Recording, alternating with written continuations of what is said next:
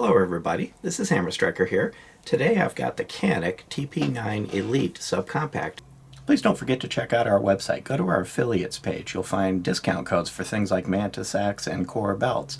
You'll find a link that you can sign up for Big Daddy Unlimited. They actually have things in stock and usually at a lower price than other places. Link to that cool little bore light that we use for lighting up the barrels. Use those links. It will often save you money, never will cost you any additional money, and helps the channel. Thank you. This is the first subcompact that I'm aware of Canik coming out with, and it's actually a very nicely designed gun. I've looked at Caniks before. I've always admired the quality of them, but one of the things I've always found is that this part of the gun always sat wrong on this knuckle. So they weren't comfortable in my hand, so I never wanted to pick one up. This one, for whatever reason, the way the grip fits in my hand doesn't do that, and it's actually quite comfortable for me to hold. And I'm glad I did pick it up because it turned out to be quite a nice gun. It's got a lot of cool features. Of course, it is chambered in 9mm. Came with this 12-round magazine. According to their website, it comes with a 12-round and a 15-round, but this particular one came with two 12s. There's also a 17-round magazine on their site, and they have magazine extenders that blend in with the grip. The only thing is they don't continue this section downward. As the magazine comes down, there's a gap back here. Presumably that is to minimize the amount of printing when you're carrying this, but you don't really use that part back there. It's really the pinky that you do use. It came with both magazines with a pinky extender on them, like this one, which fits in and really does give you almost a full 3-finger grip. Not quite, but really close. And it came with a replacement base plate so that you could turn one of them into a flat base plate, which results in a true 2-finger grip, typical subcompact. So this is a Glock 26 size gun. It's 6.7 inches long, it's 4.6 inches tall, and it's 1.45 inches thick, and that's with the Ambi slide stop slide release, and it does have a reversible magazine catch. So this is a little too big to fit into that micro compact high capacity thing that's all the rage. This is more of your standard double stack subcompact territory. It's quite a comfortable gun to hold.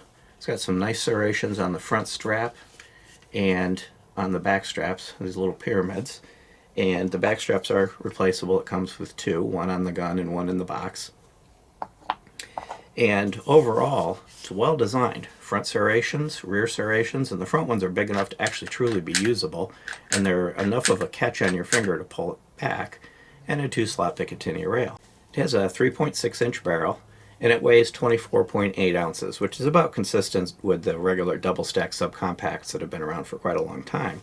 The sights on it, first thing you're going to notice is this plate with the screws. It is optics ready. It does require a subcompact optic, so one of the smaller ones, for example, the Shield RMS-C, or the Holosun, it's the 507K X2 fits this, and there's probably others, but those are two that I'm aware of that fit it. And it does come with the mounting plate in the box. Unfortunately, it is polymer and it's relatively thin, so I'm not sure if that would create any concern or not, but it does come with it. So if you bought one of those optics without having to buy additional plates, you can go right from the get-go. The sights on it is it's a nice bright white dot sight at the front and a blackout serrated rear. I'm not a fan of blackout sights, but what I did find is this one had plenty of clearance up front. You can see the blue as I move back and forth, that I was actually able to easily see and find the target, and it pulled some really nice groups with this. So this is actually one of the few blackout rear sights that I've actually liked and probably would not be inclined to change. But if you are inclined to change it, they're dovetail front and dovetail rear, so they can be easily swapped out, or of course you can put an optic on it and totally ignore the sights. Well, I've got it up here. This is also a loaded chamber indicator that raises up a little bit when there's a round in the chamber. And this does have all of the safeties you're used to with the modern striker-fired guns. It has the inertial toggle on the trigger, which happens to be red, and it's got a little bit of a serration on the trigger. It also has the internal drop safety. It has a striker status indicator, like the original PPS and the P99, which this is kind of somewhat based on. The Caniks are based on the Walther P99, and they have digressed over time.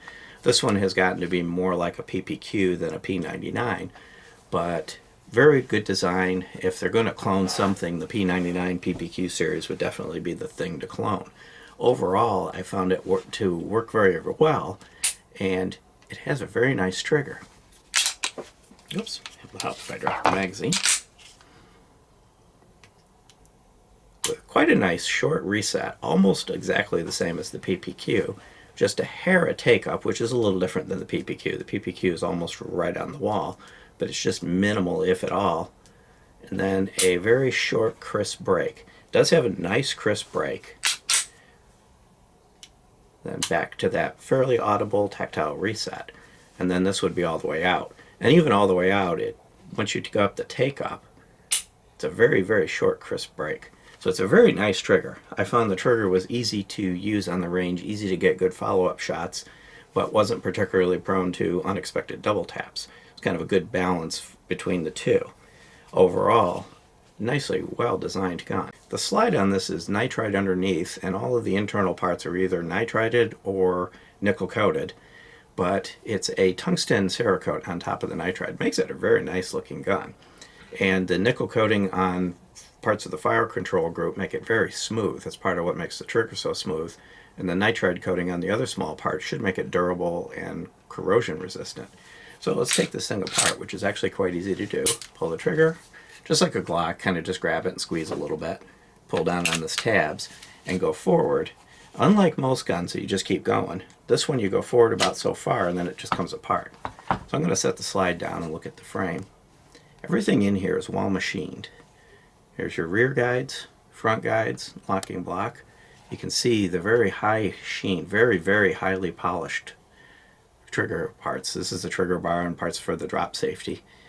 Just very well machined and nice. Captive dual recoil spring. It's become quite common, especially on subcompacts these days. 3.6-inch barrel. Standard lugless barrel. Nicely polished feed ram. It's kind of machine polish, so it's not a mirror. There's a little bit of marks in it, but it turned out not to have any ammo sensitivity. It just ran. And it is conventional rifling. Well machined, no chatter, no tool marks. Had no difficulty getting this barrel to do its job well and pull nice groups. And then you can see that the nickel coating continues on any of the parts that are involved in movement or touching, and there's the drop safety right there. Everything else is well machined. There's some machining marks here in an area that really doesn't matter. It's not a cosmetic area.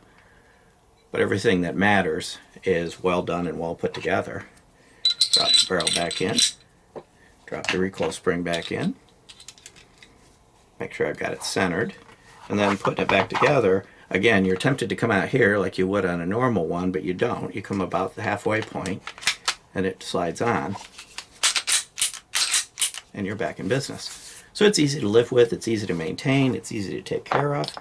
It's a pleasure to shoot at the range, and it's very easy to pull nice groups. Comes in with an MSRP of $439.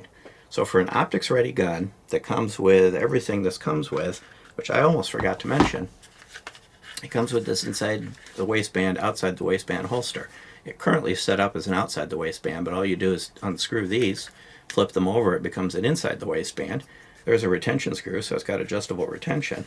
This is a pretty nice holster. A lot of guns have come with holsters over the years, but they've been pretty useless affairs, all plastic with no adjustability. This is actually quite a nice holster that day one, once you set it up the way you want it, could be your carry holster. And it should fit most of the other Canik guns in the 9mm Canik guns because they're roughly the same profile. So a lot of features. I also almost forgot, this almost looks like a little cassette tape, but basically what this is all of the screws, tools, and parts necessary to install the red dot. So you don't find yourself having to order additional parts to make it do what out of the box it's set up and supposedly can do.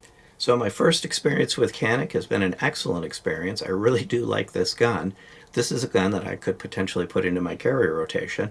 If you're looking for a nice double stack, conventional subcompact at a really reasonable price, you're going to get this a lot less expensively than the Glocks or any of the other popular guns that are going on right now, even some of the Smith & Wessons.